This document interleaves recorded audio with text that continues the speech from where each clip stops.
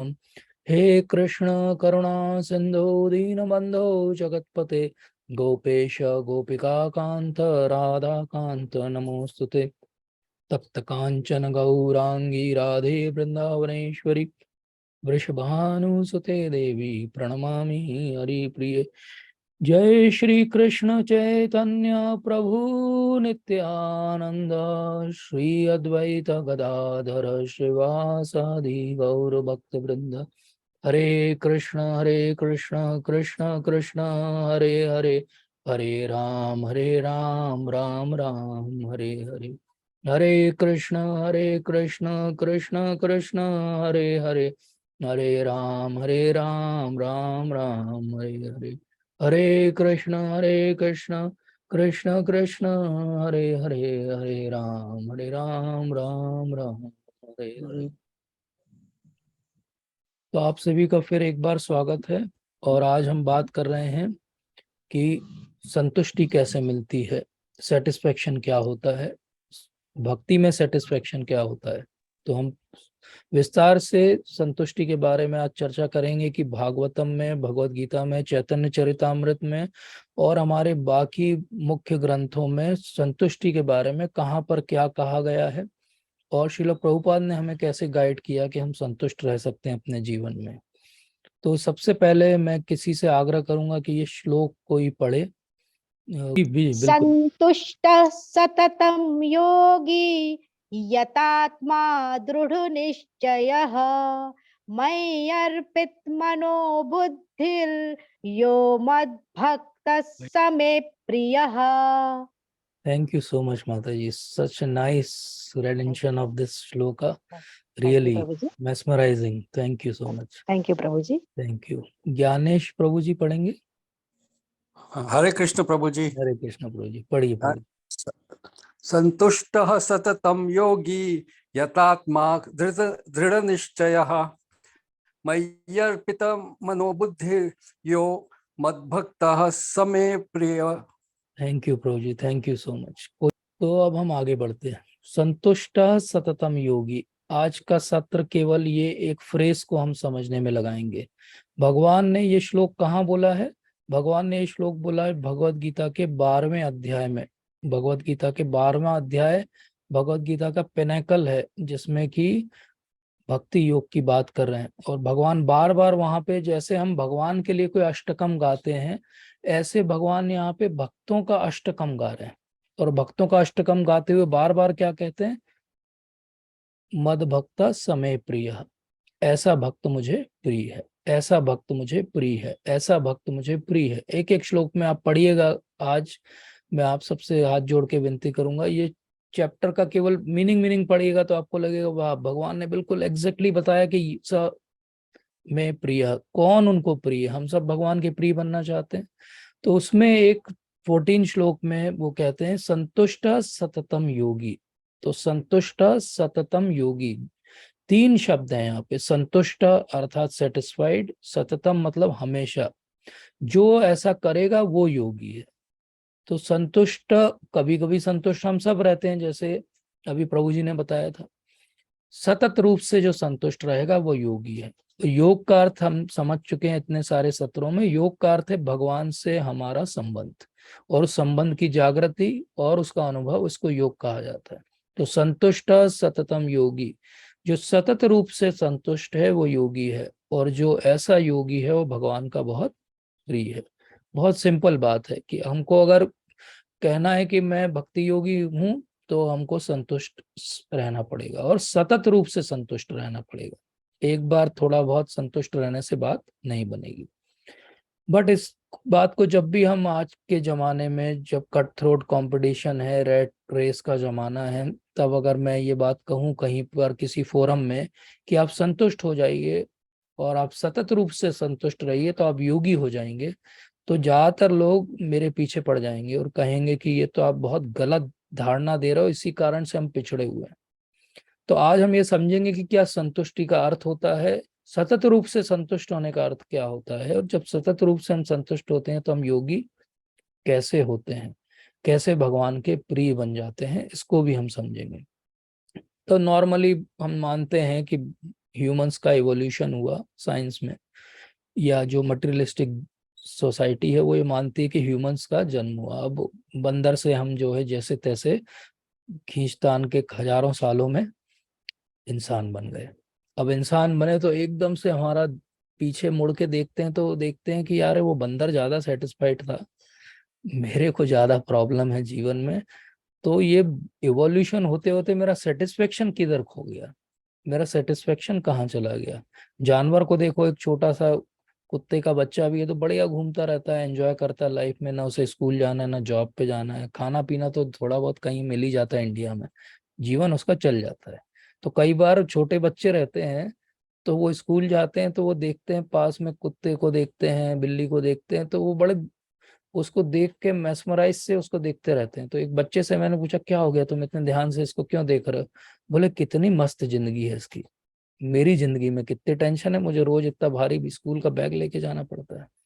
और अभी मैं रिसेंटली कॉलेज के स्टूडेंट से इंटरेक्ट कर रहा था तो उनका भी यही हाल है, बहुत स्ट्रेस में है, प्लेसमेंट होगा कि नहीं होगा। और हम सब जो प्रोफेशनल हैं वो तो हम जानते ही हैं कि हमारी क्या हालत चल रही है।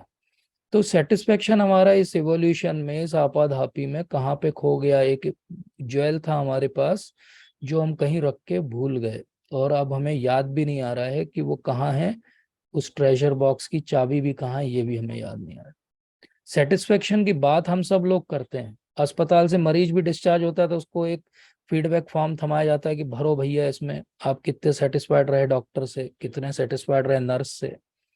आप एक फोन कॉल भी करते हो कि आपका सिम काम नहीं कर रहा है तो वो बात करने के बाद लास्ट में बोलते हैं आप हमारे कॉल को रेट कर दो। आप कहीं खाना खाने भी जाते हो तो बिल के साथ में आपको एक कार्ड दिया जाता है कि इसको भर दीजिए, आपको ये हमारा खाना कैसा लगा। तो हर कोई ये चेक कर रहा है कि कस्टमर सेटिस्फाइड है कि नहीं, हर कोई ये चेक कर रहा है कि क्लाइंट सेटिस्फाइड है कि नहीं। हर कोई ये कोशिश करता है कि हर किसी को जीवन में अपने आसपास जिनसे वो इंटरेक्ट करता है उनको सेटिस्फाइड रखे, लेकिन सच में कितने लोग सेटिस्फाइड है? और ये जो सेटिस्फेक्शन सो कॉल्ड है भी कि आज का खाना मुझे अच्छा लगा, आज का इलाज मेरा अच्छा हो गया, मैं जिंदा अस्पताल से वापस आ गया, तो इज इट फाइनल सेटिस्फेक्शन? तो प्रश्न ये हमें रोज पूछना चाहिए सोने के पहले कि क्या मेरा आज का जीवन सेटिस्फाइड भी था, और मेरी उस संतुष्टि में कोई रुकावट थी क्या, क्यों मेरा जीवन सेटिस्फाइड नहीं बीता। तो हम सब बचपन से सुन रहे हैं संतोष एवं पुरुषस्य परम निधानम, हम ये भी सुन रहे हैं संतोष मूलम ही सुखम, संतोष सुख का मूल है। हम ये भी बहुत फेमस एक सेइंग है, गोधन गजधन बाजी धन और रतन धन खान, जब आवत संतोष धन सब धन धूरी समान। तो जब संतोष का धन आ जाएगा तो सारा धन धूल के समान हो जाएगा। सबने ये पढ़ा है बचपन में, हम सबने ऐसे भी लिख दिया होगा इस पे, हमने याद भी कर लिया होगा इसको, लेकिन जीवन में क्या हमने इसको अप्लाई किया, सच में क्या संतुष्ट हैं हम? और क्या हमने वो संतोष के धन जिसकी यहाँ पर बात हो रही है इसको कभी जीवन में अपने आज तक अनुभव किया है? और अगर नहीं किया है तो हम आज के सत्र के बाद जरूर इसको अनुभव कर पाएंगे। ये मेरी बहुत ही एक आकांक्षा है कि अगर आप ध्यान से इस सत्र को सुनेंगे तो डेफिनेटली आपको संतोष का मूल क्या है और कैसे वो सुख का आधार है ये भी समझ में आएगा।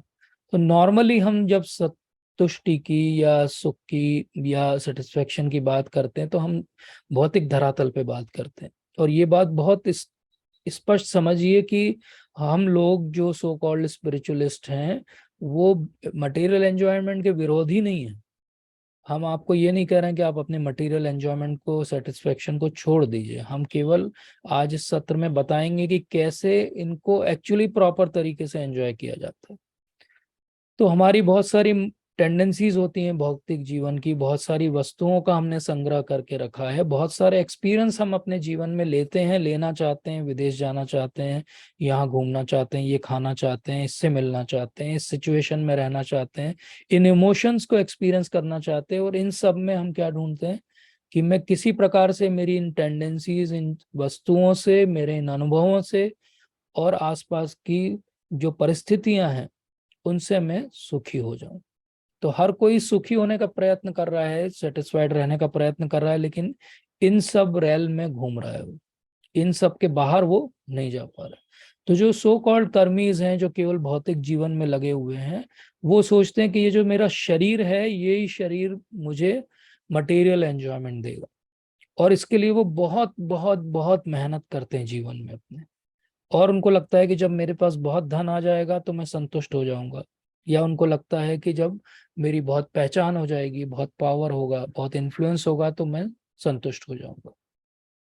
लेकिन ये सब जो कर्मी सोच है संतुष्ट होने की, ये ऐसी है जैसे एक गधे को जब दौड़ाना रहता है तो उसके आगे गाजर डंडी पे लटका दी जाती, उस गाजर को देख के वो भागता रहता है, भागता रहता है, भागता रहता है, लेकिन वो गाजर कभी उसके मुंह में नहीं आती। अब ये इतना हार्ड शब्द मैं क्यों कह रहा हूं, क्योंकि हम जहां पहुंचना चाहते हैं अपने भौतिक जीवन में, वहां कोई ना कोई पहले से खड़ा है, और अपन कुछ ना करें, उसकी तरफ देखें और हम लोग ये समझें कि क्या वो संतुष्ट है अपने स्तर पे पहुंच के। अगर वो संतुष्ट नहीं है उस स्तर पे पहुंच के, तो क्या मैं संतुष्ट हो जाऊंगा उस स्तर पे पहुंच के? ये बहुत ही इलॉजिकल थिंकिंग है। तो अगर वो संतुष्ट नहीं है तो मैं कैसे वहां पहुंच के संतुष्ट हो जाऊंगा? तो डेफिनेटली अगर वो सेटिस्फाइड नहीं है तो मैं भी वहां पे पहुंच के सेटिस्फाइड नहीं होऊंगा। तो इसके बारे में मैं एक छोटी सी स्टोरी आपके साथ शेयर करता हूँ। This is story of 99 club. एक राजा था और उसका एक मंत्री था, जैसा होता है कहानियों में। और वो एक बार घूमने के लिए गए। घूमने के लिए गए तो एक झोपड़ी थी राजा के महल की, ज्यादा दूर नहीं थी। तो ये भेष बदल के जा रहे थे, तो इन्होंने देखा कि ये झोपड़ी में रहने वाला आदमी बढ़िया गाना गुनगुना रहा है, एंजॉय कर रहा है अपनी लाइफ को, वाइफ के साथ, बच्चों के साथ। आते जाते दोनों टाइम राजा ने इस स्थिति को देखा तो उससे रहा नहीं गया कि ये मंत्री, ये इसके पास तो कुछ भी नहीं है, ऐसी झोपड़ी में रह रहा है वो।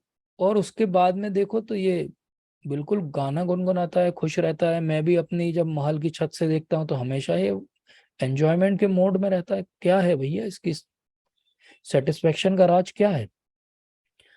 तो मंत्री बोलता है कि कुछ नहीं है, ये अभी तक 99 क्लब का मेंबर नहीं बना है, इसलिए ये संतुष्ट है। तो राजा ने बोला, ये 99 क्लब क्या होता है?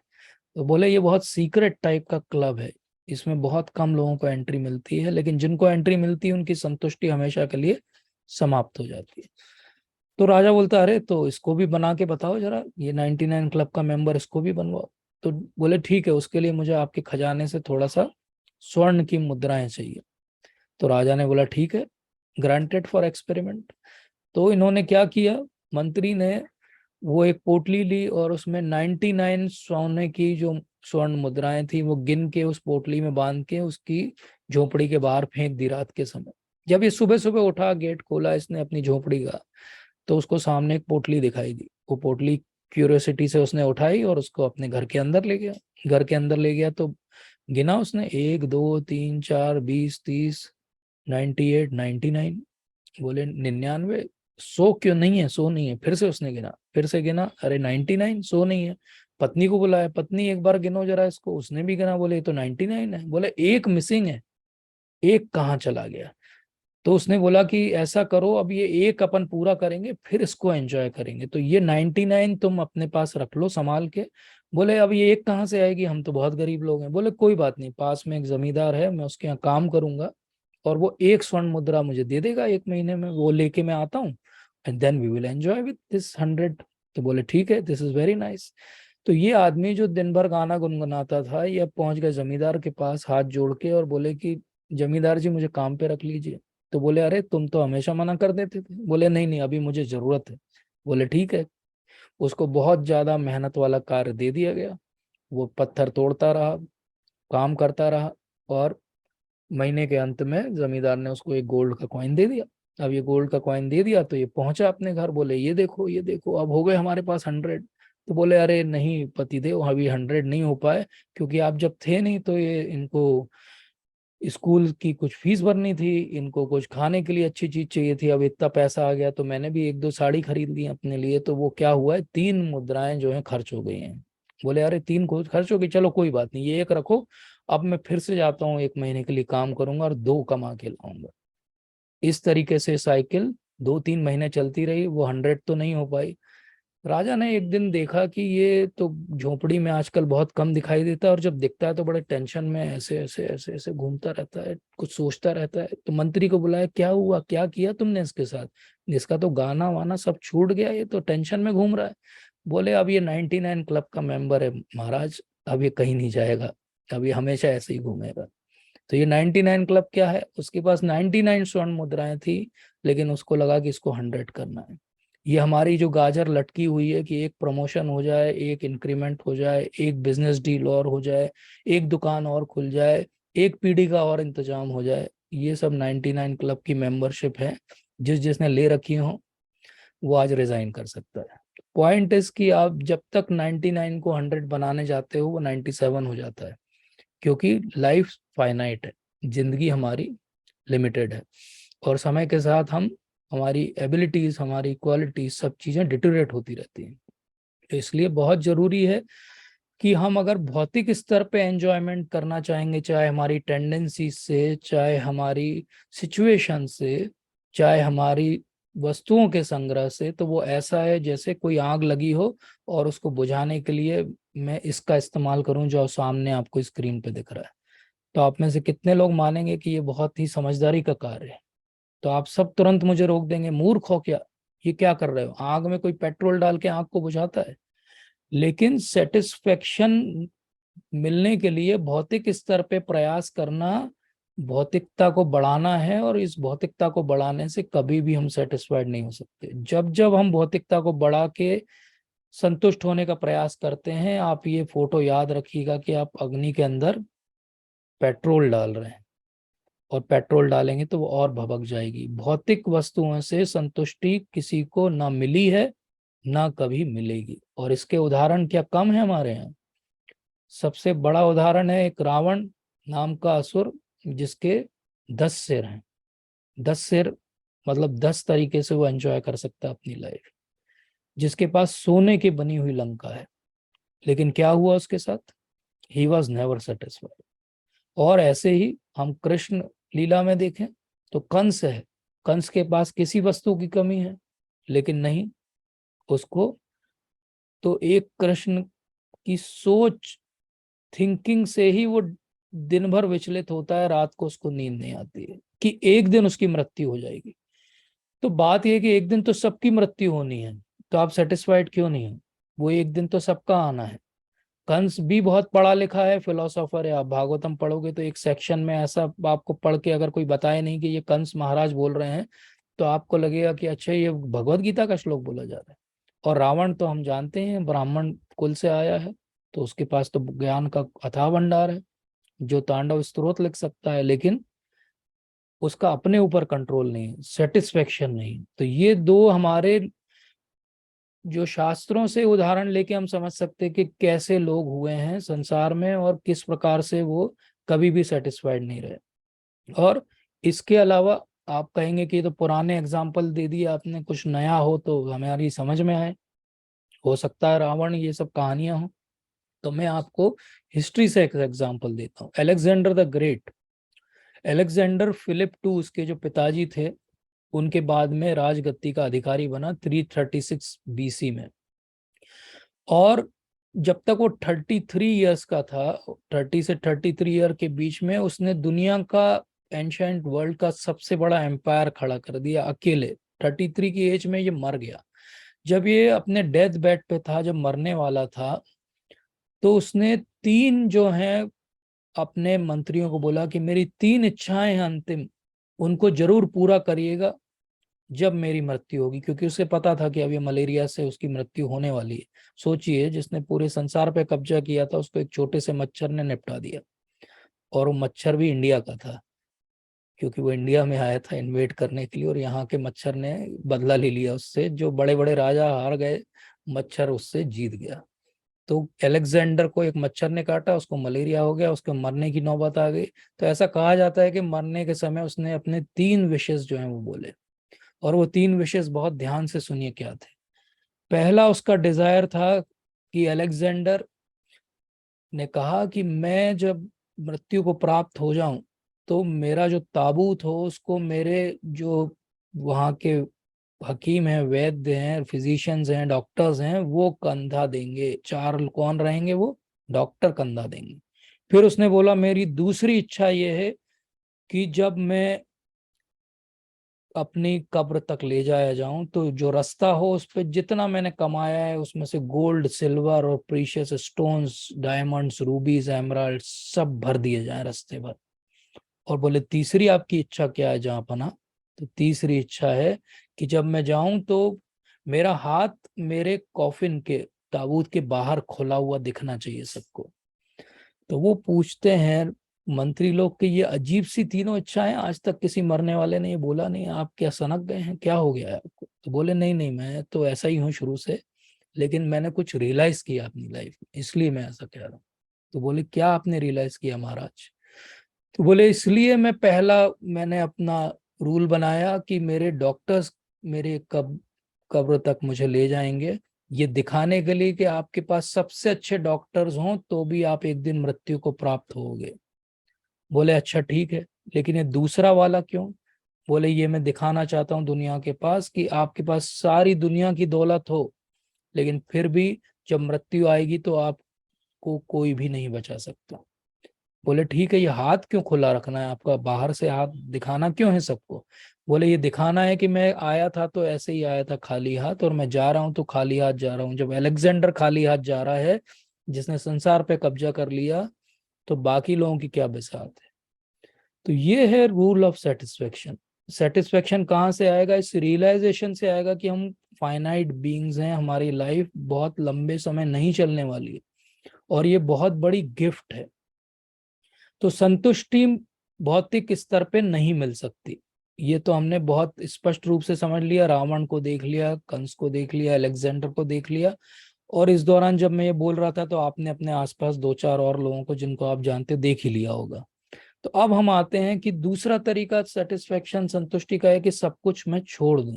तो क्या मैं सब कुछ छोड़ दूं तो मैं संतुष्ट हो जाऊंगा? तो अब हम इस एंगल से एनालाइज करते हैं, क्या संतुष्टि सब कुछ छोड़ने से आ सकती? देखिए, सब कुछ छोड़ने से एक ही चीज आ सकती है, और वो है लेजीनेस, और कुछ नहीं आ सकती। मतलब आप आलसी बन जाओगे।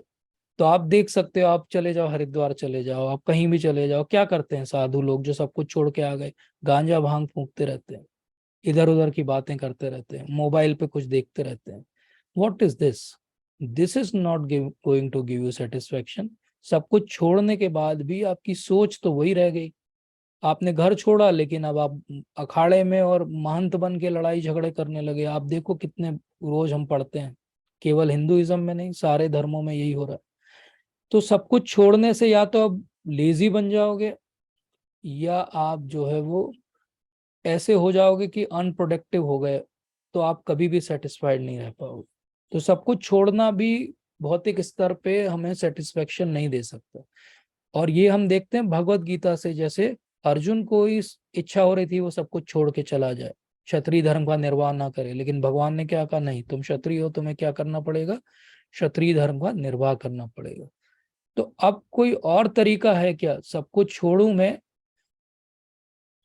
और सेटिस्फाइड हो जाऊं, मैं सब कुछ एंजॉय करूं, सेटिस्फाइड हो जाऊं? लेकिन मैंने तो दोनों नाव में पैर रख के देख लिया, मैं जब कुछ सब कुछ छोड़ता हूं तो मैं संतुष्ट नहीं होता, मैं सब कुछ भोग करना चाहता हूं तब भी मैं संतुष्ट नहीं होता। तो कहाँ पे है एक्चुअली सेटिस्फेक्शन या संतुष्टि? कोई कंप्लेसेंसी नहीं है। इसका अर्थ क्या हुआ? संतुष्टि का अर्थ ये नहीं कि मैं अपना काम करना छोड़ दूं। संतुष्टि का अर्थ ये नहीं कि अब तो हम भक्त बन गए, अब हम जो है वो समाज के ऊपर पलेंगे, पैरासाइट बन के उनका खून चूसेंगे। ये सेटिस्फेक्शन नहीं है, ना ये तरीका है। सेटिस्फेक्शन का पहला सूत्र है ये मानना समझना कि मैं कौन हूं। जब तक मैं यही नहीं समझूंगा कि मैं कौन हूं, तो मैं मेरी संतुष्टि कहीं और खोजता रहूंगा। तो जब मैं ये मानूंगा कि मैं शरीर हूं, तो मैं अपनी संतुष्टि शारीरिक स्तर पे खोजूंगा। जब मैं मानूंगा कि मैं मन हूं, तो मैं अपनी संतुष्टि मानसिक स्तर पे खोजूंगा। जब मैं मानूंगा कि मैं बुद्धि हूं, तो मैं अपनी संतुष्टि बौद्धिक स्तर पे खोजूंगा। जब मैं मानूंगा कि मैं आत्मा हूं, तो मैं अपनी संतुष्टि आत्मा के स्तर पे खोजूंगा। तो बात ये उठती है कि फिर जो धार्मिकता है, जो स्पिरिचुअलिटी है, आध्यात्म है, ये कैसे हमको संतुष्टि देगा? जब आपने अभी कहा कि सब कुछ छोड़ के भी संतुष्टि नहीं मिलेगी, सब कुछ भोग के भी संतुष्टि नहीं मिलेगी। तो एक्चुअली भगवत गीता हमको क्या देती है? भगवत गीता हमें बैलेंस देती है। भगवत गीता हमको ये बताती है कि क्या छोड़ना है और क्या पकड़ना है। सब कुछ छोड़ने से भी बात नहीं बनेगी, सब कुछ पकड़े रहने से भी बात नहीं बनेगी। तो भगवत गीता इसीलिए सबसे पहले क्या देती है, आत्मज्ञान देती है। आत्मज्ञान में भगवान क्या बताते हैं कि ये जो मनुष्य का जीवन मिला है तुम्हें, ये बहुत बहुत दुर्लभ है, और ये बहुत दुर्लभ है तो इसका उपयोग केवल भक्ति करने के लिए करना चाहिए। और भक्ति कैसे होगी, जब आप संतुष्ट होगे। संतुष्टि कैसे मिलेगी, वो भगवत गीता में क्या बताया। भगवत गीता ने हमें सबसे पहले बताया कि हम एक आत्मा है जो शाश्वत है, और ये शरीर नश्वर है, समाप्त हो जाएगा। हमारे आसपास जो संसार जगत है ये भी समाप्त हो जाएगा एक दिन, हमारे रहते नहीं होगा, लेकिन हमारे जाने के बाद हो जाएगा। इसलिए जो असत वस्तुएं हैं, जिनका कोई चिरास अस्तित्व नहीं है, इसका अर्थ क्या हुआ, वो असत है। सत मतलब इटर्नल, हमेशा रहने वाली। असत मतलब जो टेम्पररी है। तो जो असत वस्तुएं हैं वो क्या करेंगी, वो असत वस्तुएं कुछ समय के लिए रहेंगी, उसके बाद वो समाप्त हो जाएंगी। और सत वस्तु जो है वो हमेशा रहेगी, सत वस्तु कभी भी समाप्त नहीं होगी। तो सत वस्तु को हमको पकड़ना है और असत वस्तु को हमको छोड़ना है। तो हम बहुत सारे इज़म्स में लगे रहते हैं। श्रील प्रभुपाद कहते हैं कि हम कभी अल्टुरिज्म में, मतलब दूसरों की सहायता करने में, कभी नेशनलिज्म में, कभी कोई रिलीजनिज्म में, कभी कोई फिलोसॉफी के इज्म में। अर्थात हम कोई ना कोई तरीके से कुछ फॉलो करने की कोशिश करते हैं, लेकिन ये सब टेम्पररी है, क्योंकि ये केवल शरीर के स्तर पे। आज मेरा जन्म इस संसार में इस पर्टिकुलर देश में हुआ है, तो मैं इस जगह का नेशनलिस्ट हूँ, तो क्रिकेट मैच होता है तो मैं यहाँ के लिए ताली बजाता हूँ और पोस्टर लेके जाता हूँ। अगर मेरा थोड़ी कुछ 1000 किलोमीटर दूर जन्म होता तो मैं दूसरी तरफ के लिए गाना गा रहा होता। पॉइंट इज कि nationalism is not a permanent thing. Nationalism is good thing, but it is not a permanent thing. इसीलिए जब भी आध्यात्म की बात होती है तो सबसे पहले बात होती है कि कुछ इंडिविजुअल डिसिप्लिन जो हैं हर व्यक्ति के अंदर आने चाहिए। और इस इंडिविजुअल डिसीजन और डिसिप्लिन का जो पार्ट है वो है संतोष या कंटेंटमेंट, जिसकी हम आज बात कर रहे हैं। तो जैसे ही हम आध्यात्म में आगे बढ़ते हैं, संतुष्टि आध्यात्म का एक पैकेज का हिस्सा है। अगर हम आध्यात्मिक हैं तो हम ऑटोमेटिकली संतुष्ट हो जाएंगे, ऐसा ज्यादातर लोगों को लगता है। इसीलिए भगवान, हम फिर उसी श्लोक पे आते हैं कि संतुष्ट सततम योगी। सतत रूप से संतुष्ट कौन हो सकता है, जो योगी होगा। योगी कौन होगा, जो अपनी इंद्रियों को वश में कर सकेगा, जो सेल्फ कंट्रोल्ड हो। और ये बात भगवान ने केवल 12वें अध्याय में बोली हो ऐसा नहीं है, उन्होंने 4th चैप्टर के 22 श्लोक में भी यही बात बोली है कि ये जितने द्वंद हैं इनसे जो विचलित नहीं होता है, तो चाहे उसको हानि हो चाहे लाभ हो, चाहे सर्दी हो चाहे गर्मी हो, चाहे उसकी जय हो चाहे पराजय हो, इन सबको कहा जाता है द्वंद। जो इन द्वंद्वों से जिस पे कोई असर नहीं पड़ता है वो संतुष्ट होता है। तो सेटिस्फेक्शन का क्राइटेरिया भगवान का क्या है, इसको ध्यान से समझिए। भगवान का सेटिस्फेक्शन का क्राइटेरिया शरीर के स्तर की संतुष्टि नहीं है। भगवान के संतुष्टि का क्राइटेरिया है आत्मा के स्तर की संतुष्टि। जब आपको ये भौतिक उतार चढ़ाव आपके ऊपर असर डालना बंद कर दें, उसको कहा जाता है कि आप अब संतुष्ट हो गए। तो इसीलिए 4.3119 में भी भगवान ने भागवतम के अंदर कहा है कि किसी न किसी प्रकार से व्यक्ति को जो है सेटिस्फाइड होना चाहिए। और सेटिस्फेक्शन के लिए सबसे ज्यादा जरूरी क्या बात है भागवतम के आधार पे, अपनी इंद्रियों पे संयम करना ही संतुष्टि का आधार है।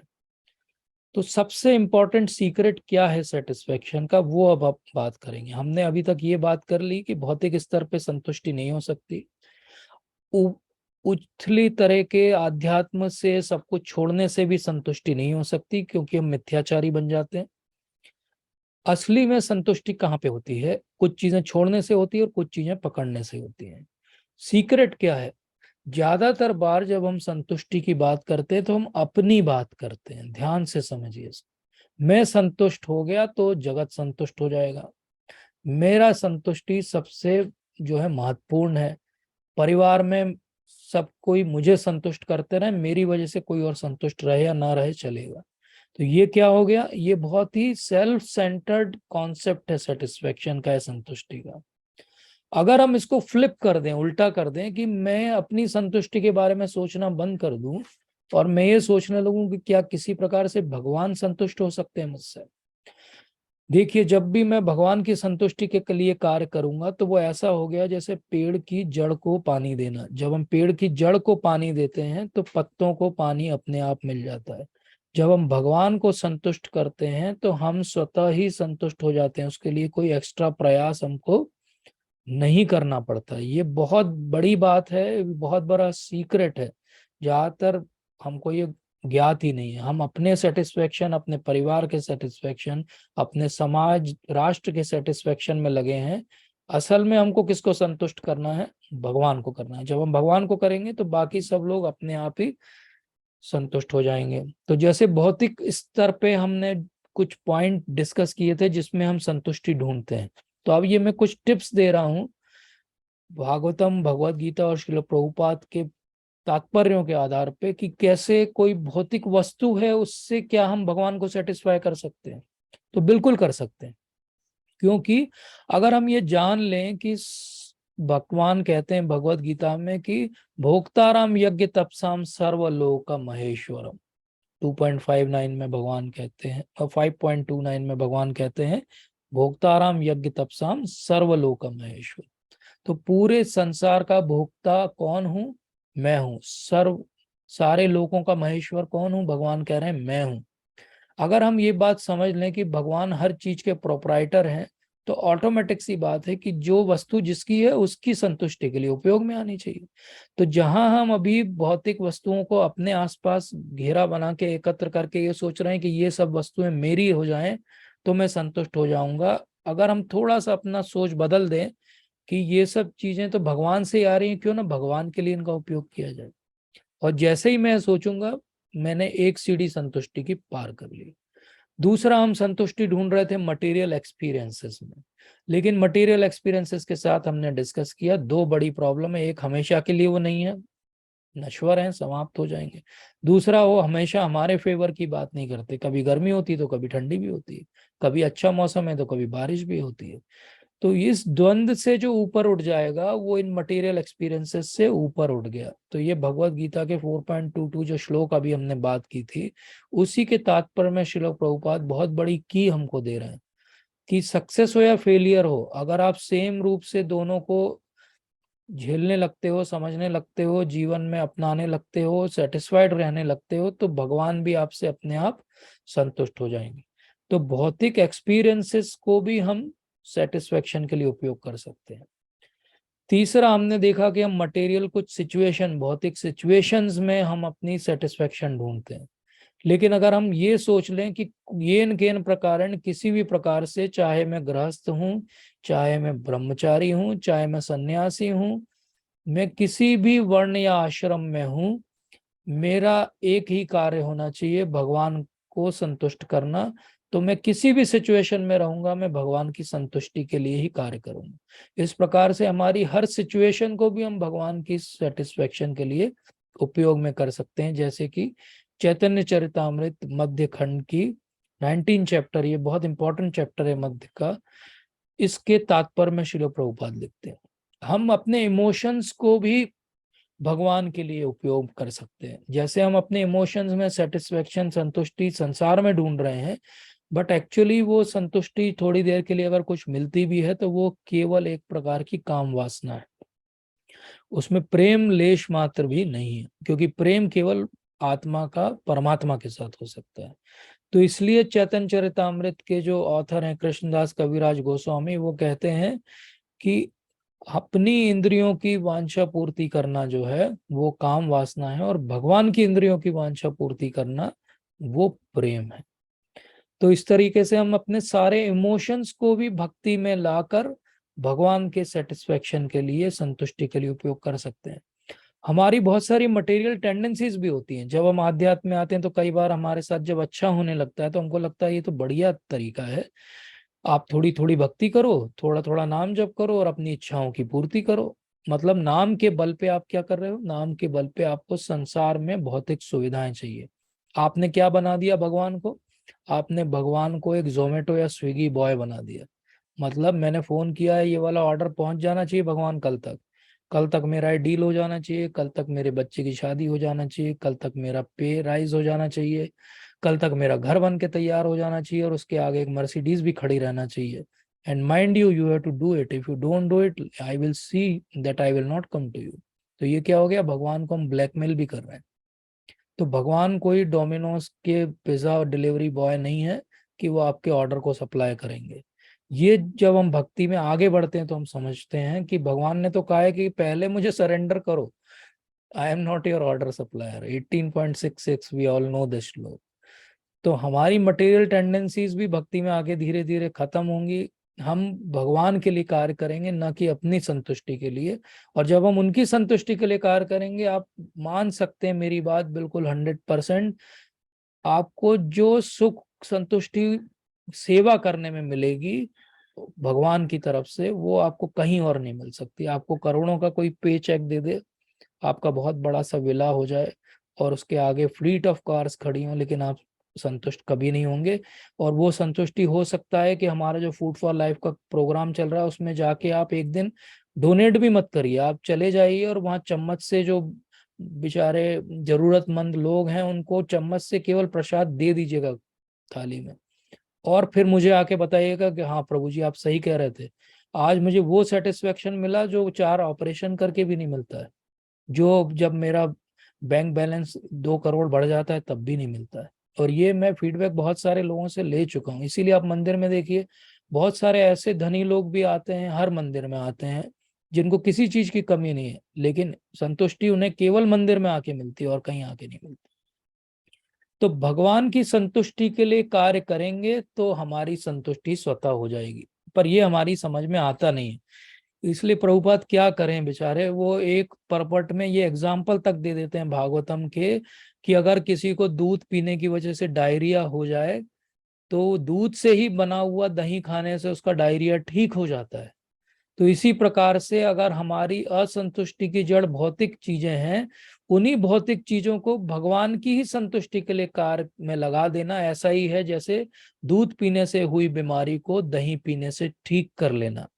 अर्थात वही भौतिक चीजें हमको त्यागना नहीं है, हमको उनको भगवान की सेवा में लगाना है। इसको कहते हैं युक्त वैराग्य। और इसका बहुत अच्छा उदाहरण, एक बार प्रभुपाद से उनके शिष्यों ने कहा कि वो अमेरिका में एक साधु आए हैं, वो कहते हैं मैं पैसे को, डॉलर को छूता भी नहीं हूँ। प्रभुपाद ने तुरंत उत्तर दिया कि कोई बात नहीं, वो नहीं छूते हैं, मेरे पास ले आओ, मैं छूता भी हूँ, मैं रखता भी हूँ, मैं गिनता भी हूँ, बैंक में भी जमा करता हूँ, और मैं उसके बाद भगवान के लिए उससे बहुत बड़ा मंदिर भी बनाता हूँ, किताबें भी वितरित करता हूँ और इतने सारे भक्तों को भी सिखाता हूँ। इसका अर्थ क्या है कि ऊपरी तौर पे त्याग कर देना दिखावा है, मिथ्याचार है, उससे कुछ भी नहीं होगा। हमको जो मिला है उसको भगवान की सेवा में लगाना है, इससे हमें संतुष्टि मिलेगी। तो किसी के पास अगर कोई कला भगवान ने दी है, चाहे वो नृत्य की कला है तो भगवान के लिए नृत्य करिए, अगर गाने की कला है तो भगवान के लिए गाइए, बोलने की कला है तो भगवान के लिए बोलिए, पढ़ने की कला है तो भगवान के ग्रंथ पढ़िए, व्हाट्सएप पे देखने की कला है तो व्हाट्सएप पे भगवान के मैसेज फॉरवर्ड करिए, यूट्यूब पे देखने की कला दी है भगवान ने तो यूट्यूब पे भगवान के बारे में सुनिए। इसका अर्थ क्या है, हमारी जो टेंडेंसी हमको मिली है उन सबको हम भगवान के सेटिस्फेक्शन के लिए उपयोग कर सकते हैं। इसीलिए चैतन्य चरितामृत की मध्य लीला में बहुत महत्वपूर्ण श्लोक आता है, अगेन 19 चैप्टर, सर्व उपाधि विनिर्मुक्तम तत्प्रवत्तेन निर्मलम ऋषिकेन ऋषिकेश सेवनम भक्ति रुच्यते। मेरे जो गुरु महाराज हैं परम पूज्य राधानाथ स्वामी महाराज, उनका हार्डली कोई लेक्चर होता होगा जिसमें वो ये श्लोक ना बोलते। 2 श्लोक वो हमेशा कहते हैं, उसमें से एक श्लोक ये है, ऋषिकेन ऋषिकेश सेवनम भक्ति रुच्यते। भक्ति का अर्थ यह है कि हम अपनी इंद्रियों को भगवान की संतुष्टि में लगाएं, क्योंकि भगवान ऋषिकेश हैं, इंद्रियों के स्वामी हैं। और जब स्वामी की सेवा करेंगी इंद्रियां तो वो अपने आप संतुष्ट हो जाएंगी, उनकी संतुष्टि के लिए अलग से कोई भी प्रयास करने की आवश्यकता नहीं है। तो ऋषिकेन ऋषिकेश सेवनम भक्ति रुच्यते। हम सब भक्ति में आगे बढ़ना चाहते हैं, वो कैसे होगा, हमारी इंद्रियों पे दमन करके नहीं होगा, आर्टिफिशियल कंट्रोल करके नहीं होगा, वो बहुत दिन नहीं चलेगा। सेवनम भक्ति रुच्यते, अच्छी तरीके से भक्ति करने के लिए हमारी इंद्रियों को इंद्रियों के स्वामी अर्थात भगवान श्री कृष्ण की सेवा में लगाना पड़ेगा। इसका एक उदाहरण मैं आपको देता हूँ। हम सबको अच्छा खाना पसंद है। अब जब हम भक्ति में आते हैं तो ऐसा नहीं कि हमारे अच्छे खाने पे रोक टोक लगी है, हमारे खराब खाने पे रोक टोक लगी है। वो खाना जो गंदगी से बना है, वो खाना जो सड़क के किनारे बना है, गंदे किचन में बना है, गंदे संदे आदमी ने बनाया, अलग खराब सोच के साथ बनाया है, वो सब छोड़ के हम क्या कर सकते हैं, बहुत सुंदर तरीके से, बहुत अच्छा बनाइए, उसको बहुत अच्छे तरीके से भगवान को अर्पित करिए। अब वो भोग जो है प्रसाद बन गए और उसको बढ़िया एंजॉय करिए। आपको गाना पसंद है, कोई बात नहीं, आप बढ़िया भगवान के लिए हरे कृष्ण मंत्र गाइए। आपको डांस करना पसंद है, बढ़िया डांस कर रही है कीर्तन में। आपको पढ़ना पसंद है, आप ग्रंथों को पढ़िए। तो हम सारी वो क्रियाएं जिसमें सेटिस्फेक्शन भौतिक स्तर पे ढूंढ रहे थे, वो सब सेटिस्फेक्शन अब हम आध्यात्मिक स्तर पे हमेशा के लिए ढूंढ सकते हैं।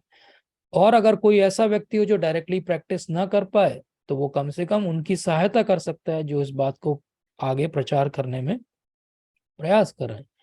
तो सीक्रेट क्या है?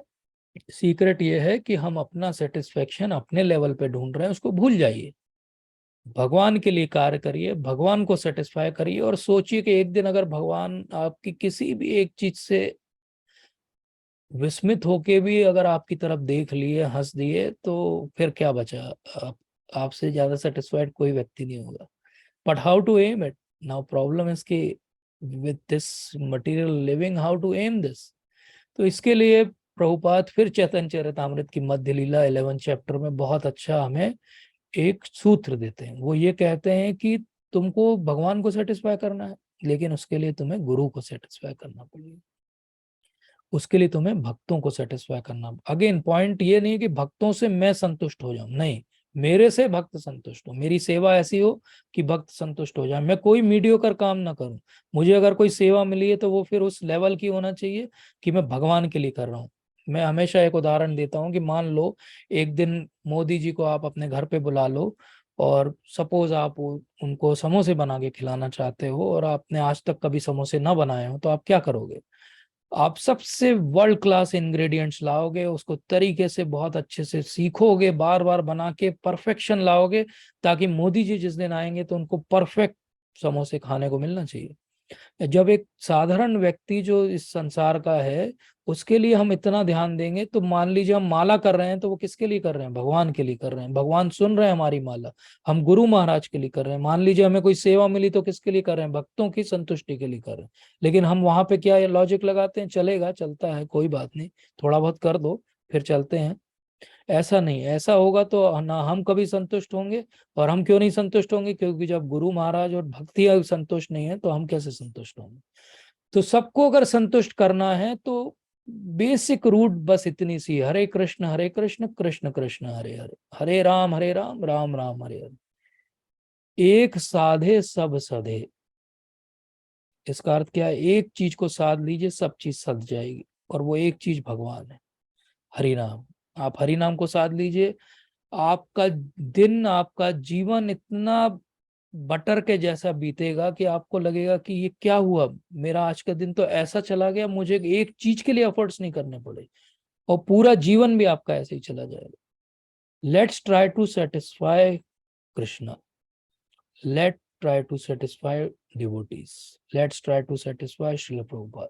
हम उनको सेटिस्फाई करें, बाकी सब संतुष्टि अपने आप हो जाएगी। लेकिन फिर भी बात आती है कि आपने कहा था कि कुछ छोड़ें कुछ पकड़ें, तो क्या छोड़ें क्या पकड़ें, कैसे संतुष्ट रहें? तो लास्ट की 3 स्लाइड में बहुत इंपॉर्टेंट टिप, क्योंकि बात यही उठेगी कि ये सब भी हम करेंगे, लेकिन अभी आपके कहने पे हमने आध्यात्मिक चीजें ज्वाइन करना चालू कर दी, आपके कहने पे हमने भौतिक चीजें छोड़ दी।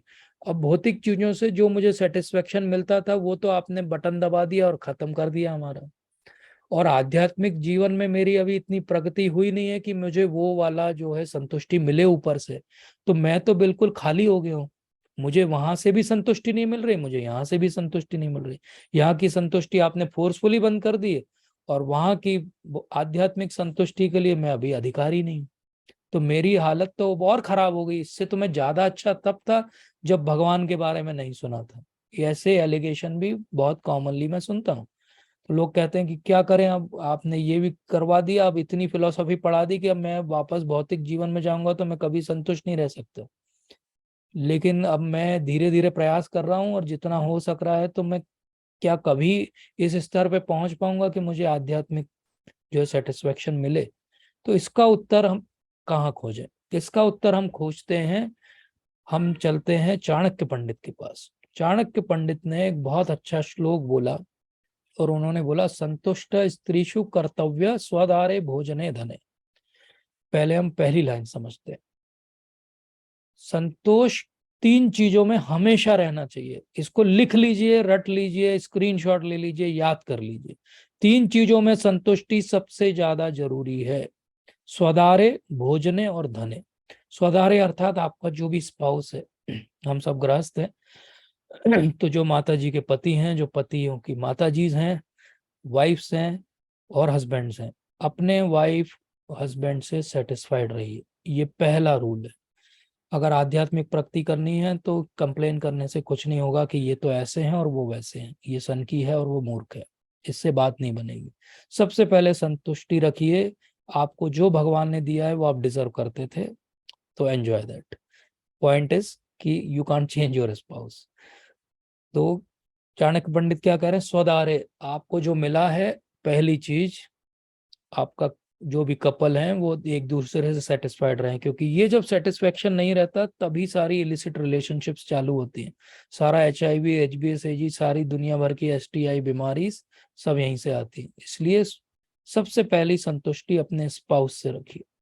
दूसरी संतुष्टि फूड से रखिए, भोजन है। भोजन में हमेशा संतुष्ट रहिए, जो मिल जाए उसको खा के तृप्ति का अनुभव करिए, पर ये कोशिश करिए कि सबसे ज्यादा अच्छा भगवान को अर्पित किया हुआ भोग है, जो बिना प्याज लहसुन का और स्वच्छता से बनाया हुआ। तो दो वस्तुएं, एक अपनी पत्नी और एक उसका बनाया हुआ खाना। और तीसरा धन। धन का अर्थ है पैसा। ये आपकी पुराने प्रारब्ध से आ रहा है, आप कितनी उछल कूद मचा लो, कुछ बढ़ने वाला नहीं है, जितना मिलना है उतना ही मिलने वाला है। ये तीन चीजें कुछ भी आप कर लो, आप एक पॉइंट भी आगे नहीं बढ़ सकते। आपका उस दिन का जो दाना खाना लिखा था वही मिलेगा, उस दिन का जो कमाई लिखी थी उतनी होगी, और जो आपको वाइफ मिली वही मिलेगी। There is no exchange offer. तो ये तीन चीजों में आप समझ लीजिए संतुष्ट हो जाइए, क्योंकि यही तीन चीजें हैं अनफॉर्चुनेटली जिनमें सबसे ज्यादा लोग डिससेटिस्फाइड। जितने फूडी लोग हैं, जितने फूड के चैनल सब जगह चल रहे हैं, जितने जगह जगह नए नए रेस्टोरेंट खुलते जा रहे हैं, क्यों खुल रहे हैं? क्योंकि लोग खाने में सेटिस्फाइड नहीं है। एक अजीब सा क्रेज आ गया कि संडे है तो बाहर ही जाके खाना है। लोग अपने धन में सेटिस्फाइड नहीं, इसलिए भाग रहे हैं। अंधाधुंध दौड़ चल रही है, जैसे मैंने शुरू में कहा, चूहे की दौड़ चल रही है। चूहा दौड़ के साथ प्रॉब्लम क्या है, रैट रेस के साथ प्रॉब्लम क्या है, कि आप जीत भी जाओगे तो आप रैट ही रहने वाले हो। तो आप फर्स्ट रैंक भी आओगे तो आप बने रहे चूहा। आप थे आदमी और बन गए आप चूहा, पैसे के चक्कर में 99 क्लब ज्वाइन कर लिए। तो ये तीन चीजों में आपको सेटिस्फाइड रहना चाहिए। लेकिन तीन चीजें ऐसी भी हैं जिनमें कभी सेटिस्फाइड नहीं रहना चाहिए। त्रिषु चैव न कर्तव्यो अध्ययने जप दानयो। तीन चीजें हैं जिनमें कभी भी सेटिस्फाइड नहीं होना चाहिए। एक, जो आपको कर्तव्य मिला है, जो आपकी ड्यूटी है, धर्म है, उसमें कभी सेटिस्फाइड मत रहिए। मत बोलिए कि हो गया हो गया, आज का मैंने सब कर दिया, नहीं। और आत्मा के लेवल पे हमारी ड्यूटी क्या है हम सब जानते हैं, हरे कृष्ण मंत्र का जाप करना। दूसरा है अध्ययन, है स्वाध्याय करना। स्वाध्याय मतलब पढ़ना, शास्त्रों का अध्ययन करना। उसमें कभी सेटिस्फाइड मत होइए। मत बोलिए 4 श्लोक याद हो गए आज बहुत हो गया। मत बोलिए, अभी कल मुझे किसी ने बोला 4 बार भगवत गीता पढ़ ली है, अब तो पढ़ने का मन नहीं करता है। तो मैंने कोई उत्तर नहीं दिया। मैंने बोला इसका अर्थ है आपने अभी भगवत गीता पढ़ी नहीं है। जब आप पढ़ लोगे तो आपको छोड़ने का मन नहीं करेगा। और तीसरी बात है जप दाने। जप करने में और दान देने में, अर्थात डिवोशनल एक्टिविटीज करने में कभी सेटिस्फाइड मत होइए। कभी मत सोचिए कि आज की मेरी 16 माला हो गई, अब ये माला झोली बीड बैग को रख दिया है, अब बाय बाय टाटा, अब मैं जा रहा हूं अपने भौतिक जीवन में, कल मिलेंगे, तब तक के लिए सत श्री अकाल। ऐसा नहीं। डिवोशनल लाइफ में नेवर सेटिस्फेक्शन। तो हमारी ड्यूटी, हमारी पढ़ाई और हमारी भक्ति, इन तीनों में जीवन में कभी सेटिस्फाइड मत रहिए। आपका जीवन का जितना असंतुष्टि है इन तीन में डाल दीजिए, सबसे अच्छा है।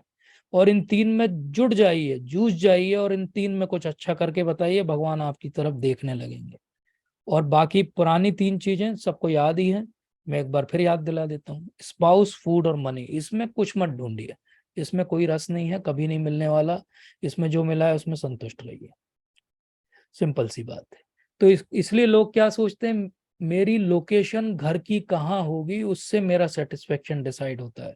मेरा घर अगर क्वींस नेकलेस आप सब जानते होंगे, मलाबार हिल मुंबई में होता, जुबली हिल में होता, तो कितना अच्छा होता।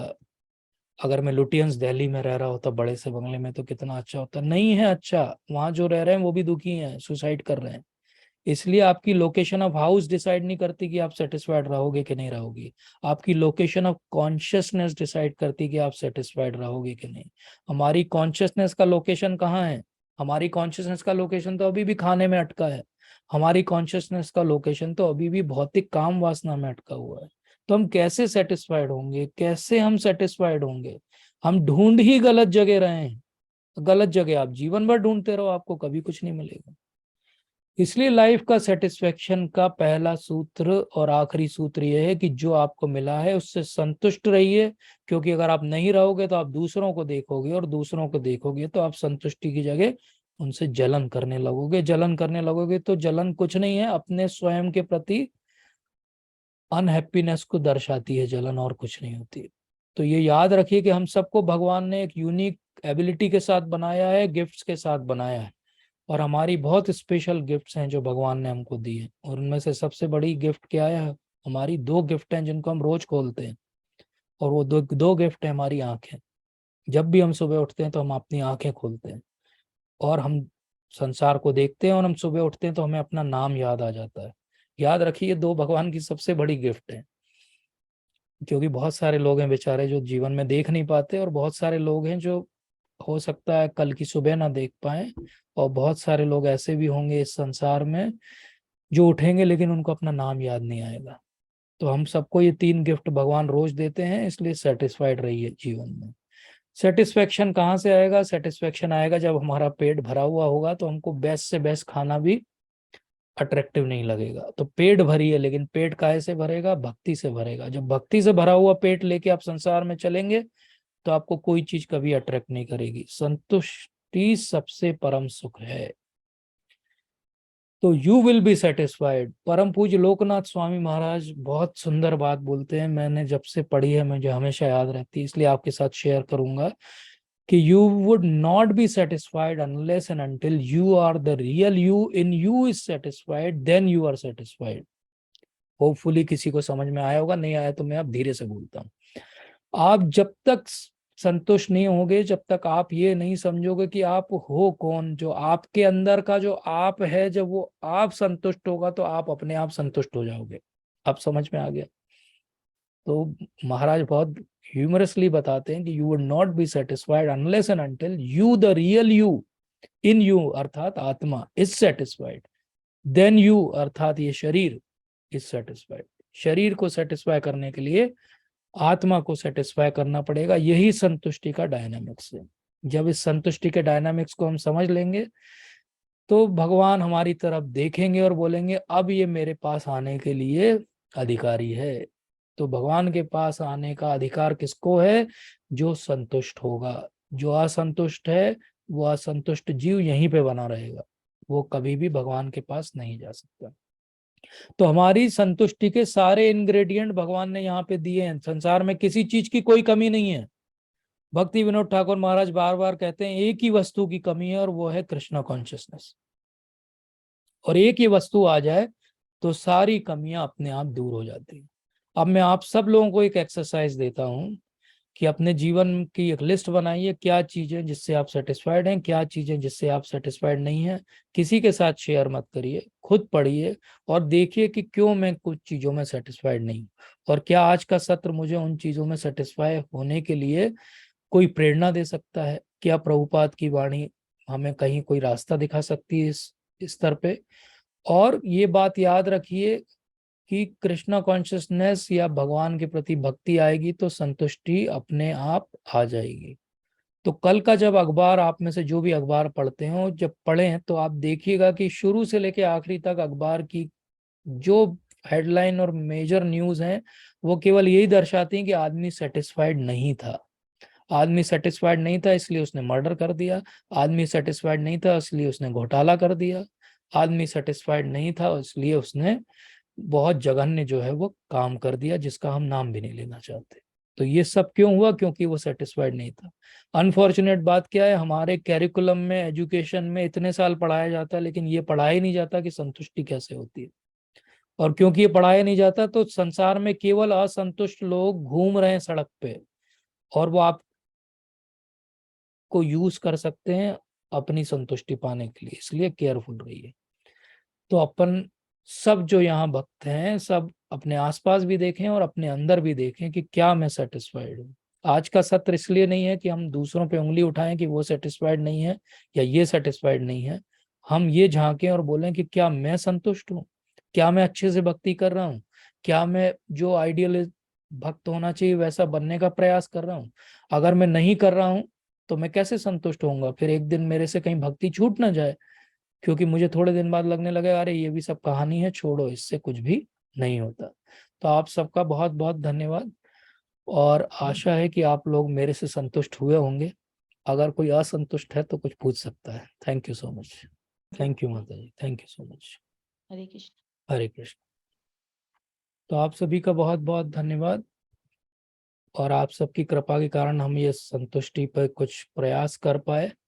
और ये जो कुछ भी मैंने बोला है श्रील प्रभुपाद के अनुगत्य होके बोला है, गुरु महाराज के अनुगत्य होके बोला है। मैं खुद बहुत ही स्ट्रगल कर रहा हूँ संतुष्ट रहने में, इसलिए ऐसा मत सोचिए कि मैं कोई बहुत बड़ा प्रवचन दे रहा हूँ आप लोगों को। अब मुझे लगता है यहाँ जितने सब हैं उनमें सबसे ज़्यादा डिससेटिस्फाइड मैं ही हूँ, लेकिन फिर भी मुझे एक सेवा मिली थी तो मैंने अपनी तरफ से प्रयास किया कि आप लोग संतुष्ट हो। आप सभी का बहुत बहुत धन्यवाद। वांछा कल्पतरुभ्यश्च कृपा सिंधुभ्यैव च पतितानां पावनेभ्यो वैष्णवेभ्यो नमो नमः। जय श्रील प्रभुपाद।